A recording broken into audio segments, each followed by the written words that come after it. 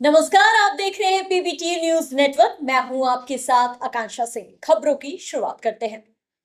बिहार के सत्ता संग्राम में एनडीए का सीट बंटवारा दिल्ली दरबार में सुलह हो गया है। बीजेपी 101 और जेडीयू 101 सीटों पर लड़ेगी।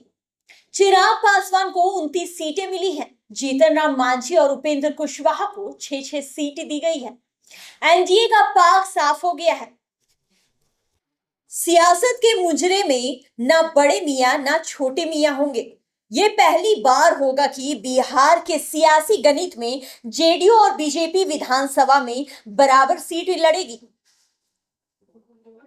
जेडीयू हमेशा बीजेपी से ज्यादा सीट लड़कर और बड़े भाई के दर्जा में रही है। सीट बंटवारे की सुरमा एनडीए सहयोगी दलों को रास नहीं आ रहा है। जहां एक और बीजेपी और जेडीयू ने सीटों का फॉर्मूला तय कर लिया है, तो वहीं दूसरी ओर सहयोगी दलों में नाराजगी खुलकर सामने आने लगी है। एनडीए ने सीट बंटवारे पर अंतिम मोहर लग गई है, लेकिन जीतन राम मांझी और उपेंद्र कुशवाहा इससे खासे नाराज है। दोनों को 6-6 सीटें मिली हैं और यहीं से विवाद की शुरुआत हो गई है। मांझी ने कहा कि हमें सिर्फ 6 सीटें देकर हमारी अहमियत कम आंकी गई है। इसका खामियाजा एनडीए को भुगतना पड़ सकता है।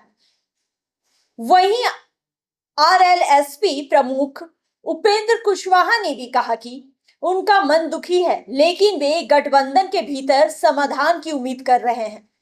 हालांकि शुरुआत में मांझी ने सीट बंटवारे पर संतुष्टि जताई थी, लेकिन कुछ ही घंटों में उनके तेवर बदल गए। अब सवाल उठता है कि क्या एनडीए इस नाराजगी को समय रहते संभाल पाएगा। उधर महागठबंधन के भीतर भी सीट शेयरिंग पर अब तक सहमति नहीं बन पाई है। ऐसे में बिहार की सियासी हर दल अपनी चाल सोच समझकर चल रहा है।